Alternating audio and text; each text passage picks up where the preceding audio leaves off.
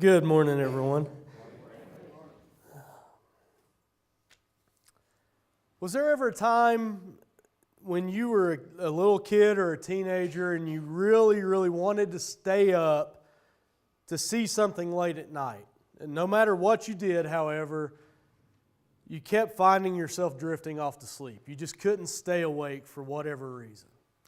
Maybe it was the first time you were attempting to stay up for midnight on New Year's Eve. Maybe your dad had been gone on a trip and was supposed to be getting home.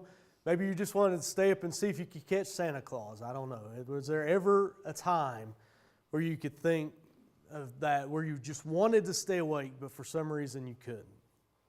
I know we've all had times like that in our lives when we wanted to stay awake, when we wanted to keep focused, when we wanted to not get distracted, but just for whatever reason, we couldn't do it. One time when I was in college, before I went to Bible college in Cincinnati, I was going to Tusculum College in Greenville, Tennessee. It was about 30 minutes from my mom's house. So I lived at home and drove in every morning. And I remember almost running off the road one morning because I couldn't stay awake in the car. That's not a good time to not stay awake, definitely not. But I remember that day vividly. The last couple of weeks being sick, there's been times where just all of a sudden I'd fall asleep, whether I was wanting to stay awake or not. I would be asleep before I could even realize that I couldn't keep my eyes open any longer. It didn't matter how much sleep I'd had, didn't matter what I was trying to do. When sleep hit when you're sick. That just is the way it is sometimes. And what we're talking about today is not just physically staying awake. We're also talking about staying focused on what we're supposed to be doing. This past Friday, I was finally able to feel good enough that Kelly and I went to the basketball game for Canton at Cherokee. And I'll tell you, the boys' game did not start off very well. Ed was there. I saw him laugh. He kind of knows what I'm talking about. But the refs were very unfair towards Canton, and it got Canton into about a 15-point hole. So much so that it wasn't that I didn't think that the boys could come back from it. I didn't think the refs were going to allow them to have a chance to come back from it. I thought they were just going to lose their focus and just kind of fold. And the next thing I know, they had it tied up. And they came back and they won that game, basically playing against 7 people. And you only do that if you stay focused to what you're trying to do, when you don't get distracted, when you don't let the things that are outside of your control bother you.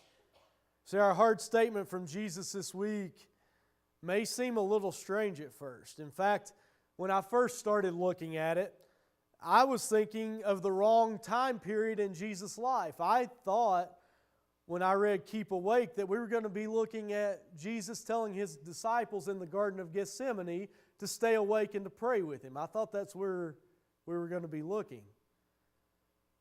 But I was off. That's not the section of Jesus' life that we're talking about. Today we're actually looking at Mark 13. And right up front, I want to tell you this. Mark 13 is one of the toughest chapters in all of the New Testament to study and to understand. So this is going to be very basic, very basic in our discussion of it. But there's a lot to this that we're not going to get into this morning.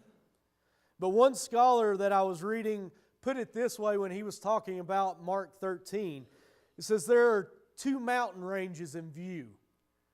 And at different ways that you look at it, you can see both mountain ranges or both mountain peaks. But from other vantage points, from other views, the smaller peak kind of blends in to the bigger peak. They're both still there, but you only see one at times. And that's what Mark 13 is like in a lot of ways.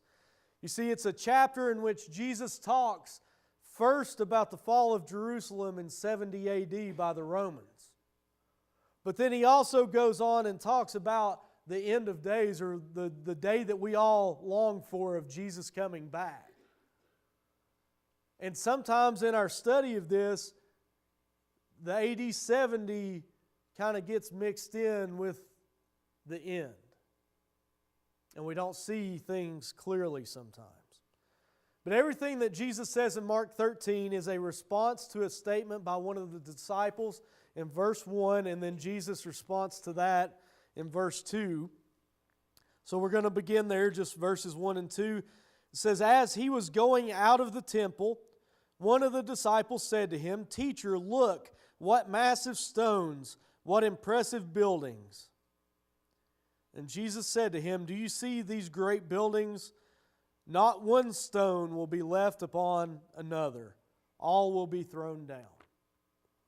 Now, I knew the temple was a massive structure, but when I was reading and researching this a little bit this week, they actually said that archaeologists have found stones from this temple that weighed 1,000,000 pounds. Think about that. It weighed 1,000,000 pounds, yet not one stone was going to be left on another.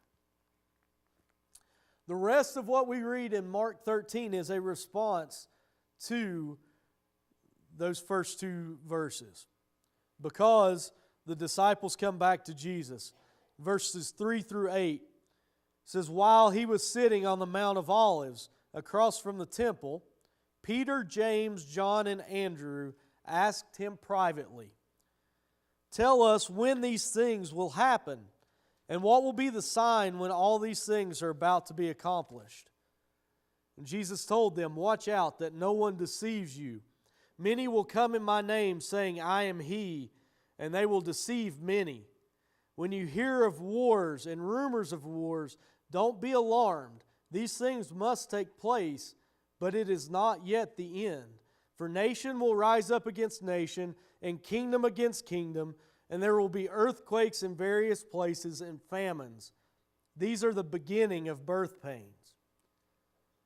See, a lot of this that Jesus is talking about here are things that took place before the fall of Jerusalem in 70 AD. But these are also things that he is saying will take place throughout the rest of time. There are going to be wars. There are going to be rumors of wars. There are going to be earthquakes. There are going to be famines. But they're just the beginning of birth pains. They're not the end. They're not a signal that the end is right upon us. They are the beginning of birth pains. In other words, it's natural, it's nature, it's going to happen, and we need to be ready for it. He continues through 9 through 13. He says, "But you be on your guard. They will hand you over to local courts. You will be flogged in the synagogues, and you will stand before governors and kings because of me as a witness to them. And it is necessary that the gospel be preached to all nations. So when they arrest you and hand you over, don't worry beforehand what you will say, but say whatever is given to you at that time. For it isn't you speaking, but the Holy Spirit. Brother will betray brother to death, and a father his child. Children will rise up against parents and have them put to death.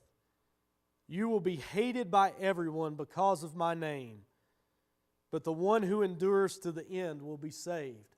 So again, there are going to be persecutions just for simply believing in Jesus.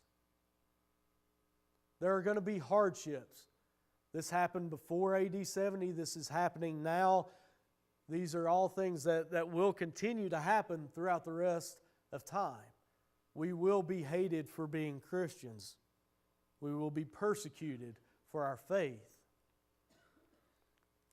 He continues, this next section, 14 through 23, is specifically about the destruction of the temple and Jerusalem. He says, "When you see the abomination of desolation standing where it should not be, let the reader understand. Then those in Judea must flee to the mountains. A man on the housetop must not come down or go in to get anything out of his house. And a man in the field must not go back to get his coat. Woe to pregnant women and nursing mothers in those days. Pray it won't happen in winter, for those will be days of tribulation, the kind that hasn't been that hasn't been from the beginning of creation until now and never will be again. If the Lord had not cut those days short, no one would be saved. But He cut those days short for the sake of the elect whom He chose. Then if anyone tells you, see, here is the Messiah, see there, do not believe it. For false messiahs and false prophets will arise and will perform signs and wonders to lead astray, if possible, the elect. And you must watch. I have told you everything in advance. This was specifically regarding the fall of Jerusalem and the temple. But it also tells us that we have to be watching out for false teachers as well. There are always going to be those that try to take over what Jesus is teaching. Excuse me. In 24 through 27, he continues, he says, but in those days, after that tribulation, the sun will be darkened, the moon will not shed its light, the stars will be falling from the sky, and the powers in the heavens will be shaken. Then they will see the Son of Man coming in the clouds, and with great power and glory. And He will send out the angels and gather His elect from the four winds, from the ends of the earth to the ends of heaven. So this is specifically the end of time, but when these things start happening, when the sun goes dim and the moon goes dim, the stars in the sky fall out, it's too late. It's too late to make a decision because Christ is coming back. 28 through 31, he continues to talk about the fall of Jerusalem. Learn this lesson from the fig tree. As soon as its branch becomes tender and sprouts leaves, you know that summer is near.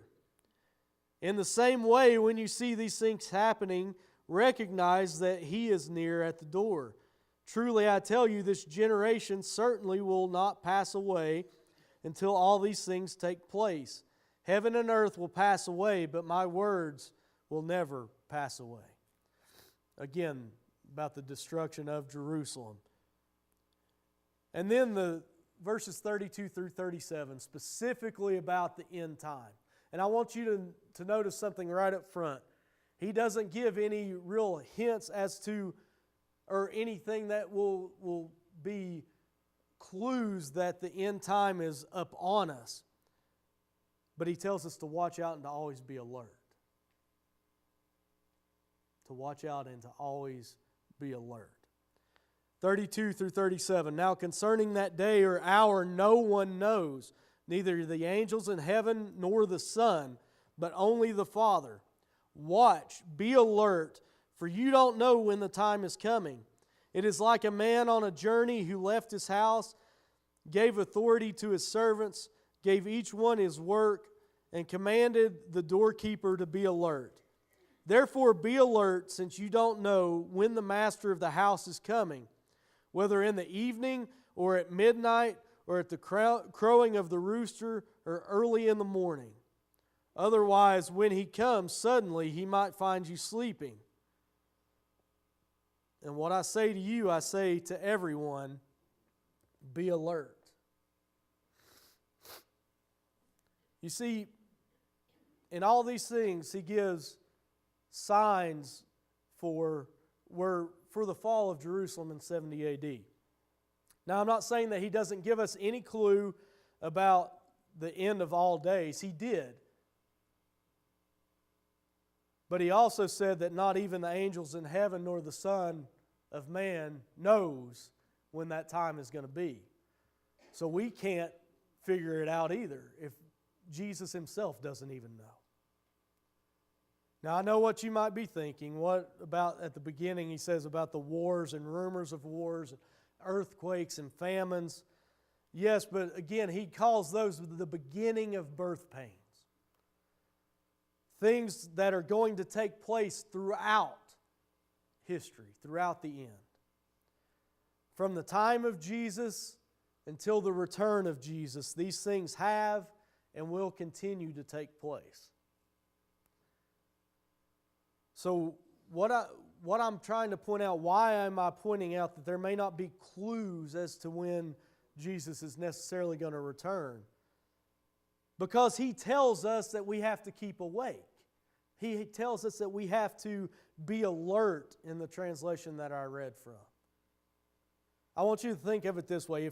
If there were going to be clear clues as to exactly when Jesus was going to return, then there would be no reason to live right all the time.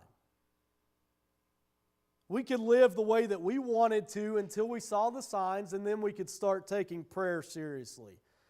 We could start telling others about Jesus and taking that seriously. We could start walking away from sin as much as possible.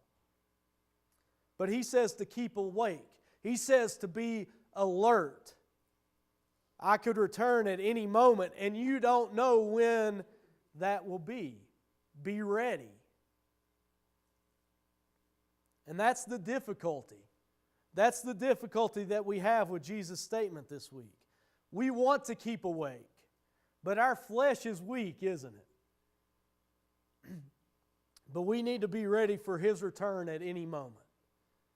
It could be today, and I pray that it is, but it could be 1,000 years from now.